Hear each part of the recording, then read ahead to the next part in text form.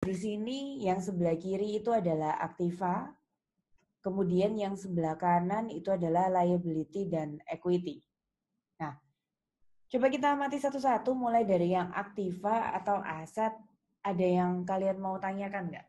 Kas itu berarti uang tunai, persediaan barang dagangan itu nanti barang yang akan kita jual. Kemudian di sini juga ada piutang biasa. Saya rapikan slide-nya sebentar ya, biar mudah dibaca. Nah, seperti ini. Jadi kasnya 25.000, kemudian persediaan barang dagangannya 100.000, piutang usahanya 15.000, kemudian piutang usahanya kita bedakan antara penjualan yang biasa dengan penjualan yang cicilan. Makanya tadi kan ada istilah harus dibedakan antara penjualan yang biasa dan penjualan yang cicilan. Kemudian di sini juga ada hutang usaha. Ada hutang usaha, kemudian laba kotor yang ditangguhkan atas penjualan cicilan 1 tahun lalunya 2019. Yang ini adalah laba kotor yang ditangguhkan atas penjualan cicilan yang 2 tahun lalunya 2018. Dari hutang usaha sampai laba kotor yang ditangguhkan itu adalah hutang atau kita sebut dengan kewajiban. Kemudian bagian terakhir di dalam neraca itu adalah modal saham dan laba ditahan. Kalau modal saham dan laba ditahan itu adalah modal ya, atau kita sebut dengan equity. Jumlah aset harus sama dengan kewajiban ditambah modal. Di sini kita punya keterangan tambahan. Keterangan tambahannya adalah, sekarang kan tahun 2020 ceritanya. Nah, tahun lalunya, tahun 2019, dan 2 tahun lalunya, 2018, itu masing-masing tahun itu sudah punya penjualan cicilan sendiri-sendiri. Nah, diketahui di sini, laba kotornya yang untuk tahun 2019, caranya adalah laba kotor ditangguhkan dibagi dengan jumlah piutang usaha. Kita lihat di sini ya, laba kotor ditangguhkannya 2019 itu 22.800 dibagi dengan piutang usaha tahun 2019-nya adalah 60.000. Sehingga 22.800 dibagi 60.000 itu nanti kita mendapatkan 38%. Lalu kita lakukan satu kali lagi untuk mencari persentase laba kotor yang tahun 2018. Caranya sama, laba kotor yang ditangguhkan tahun 2018 yaitu 7.000 dibagi dengan piutang usaha tahun 2018 juga 20.000. 7 dibagi 20.000 hasilnya adalah 35%. Nah, ini semua adalah sebuah soal. Apa ada yang mau ditanyakan dulu dari soal ini? Dari neracanya Kelton, ada yang mau ditanyakan? Kalau tidak ada yang ditanyakan, berarti kita ke selanjutnya. Setelah laporan keuangan neraca, di sini kita coba melihat bagaimana adanya kegiatan penjualan angsuran atau kita juga bisa sebut dengan penjualan cicilan. Di dalam perusahaan ini selain ada penjualan cicilan, juga ada penjualan biasa. Mari kita amati ya bagaimana cara pemisahan pencatatan jurnalnya. Kita mulai dari transaksi yang pertama. Yang pertama penjualan biasa. Penjualan biasanya itu ada penjualan tunai 250.000 dan penjualan kredit 200.000. Seperti waktu kalian semester 1 buat jurnal penjualan biasa, berarti kalau penjualannya tunai, kasnya di sebelah debit 250.000.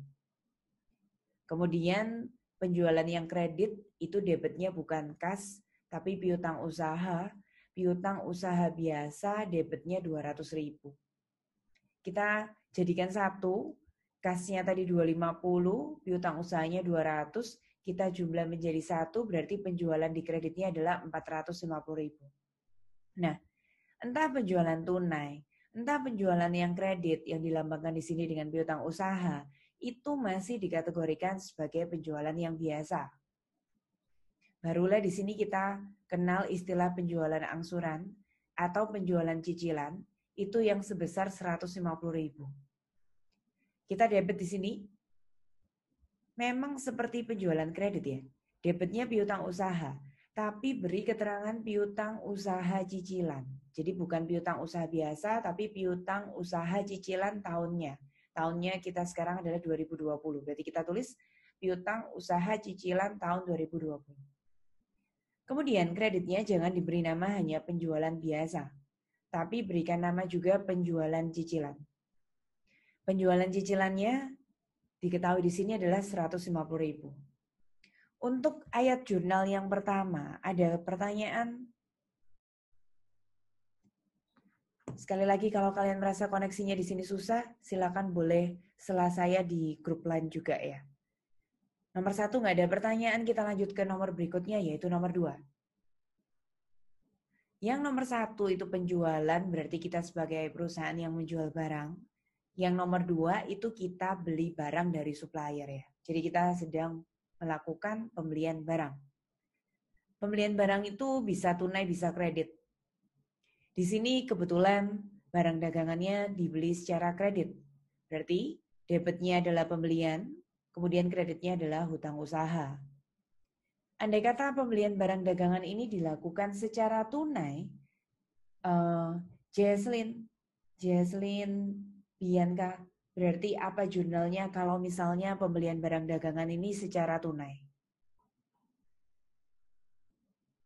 Terima panggilan untuk meninggalkan kas sama penjualan.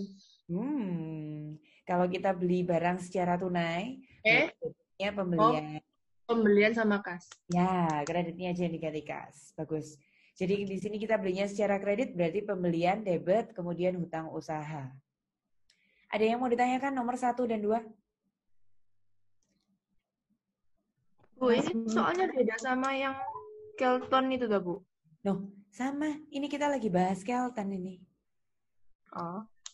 Slide-nya sudah saya share sebelum ini tadi pagi itu. Sama-sama. Silakan diakses di Moodle. Kemudian selanjutnya kita ke transaksi nomor 3. Ada pelunasan piutang. Jurnal pelunasan piutang adalah debitnya kas, kemudian kreditnya adalah piutang ya. Sekali lagi debitnya kas, uangnya masuk, kemudian piutangnya, piutang itu tadi debit, karena ini sekarang dilunasi, berarti piutangnya berkurang, pindah di sebelah kredit. Piutang usahanya kita bedakan antara yang biasa dan yang cicilan. Nah, yang biasa di sini, tadi kan ada 200.000 ya. Waktu kita jualan itu kan muncul 200.000. Tapi ternyata customer-nya di sini baru melunasi hanya 190.000 saja. Sehingga dapat kita lihat di sini, di sisi sebelah kreditnya 190.000. Kemudian untuk yang piutang usaha cicilan. Piutang usaha cicilan kita bisa lihat di transaksi nomor 1. Piutang usaha cicilan yang tahun 2020 tadi sebesar 150.000. Ternyata pelanggan kita baru melunasi hanya 80.000.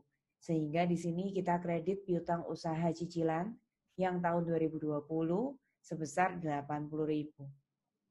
Nah, selanjutnya di sini ada tambahan informasi, yaitu piutang usaha cicilan yang dilunasi juga oleh customer, tapi bukan yang berasal dari penjualan cicilan tahun ini. Penjualan cicilan yang sudah berlalu. Yang tadi di soal itu yang kita bisa baca, ada yang tahun lalu yaitu 2019, dan ada yang 2 tahun lalu yaitu 2018. Yang 2019 itu dilunasi 40.000, kemudian yang 2018 dilunasinya 15.000. Tentunya semuanya ini dilunasi belum lunas, jadi semuanya itu baru dilunasi sebagian. Ada yang mau bertanya tentang poin nomor 3? Lanjut ke poin nomor 4. Nomor 4 itu bukannya kita yang terima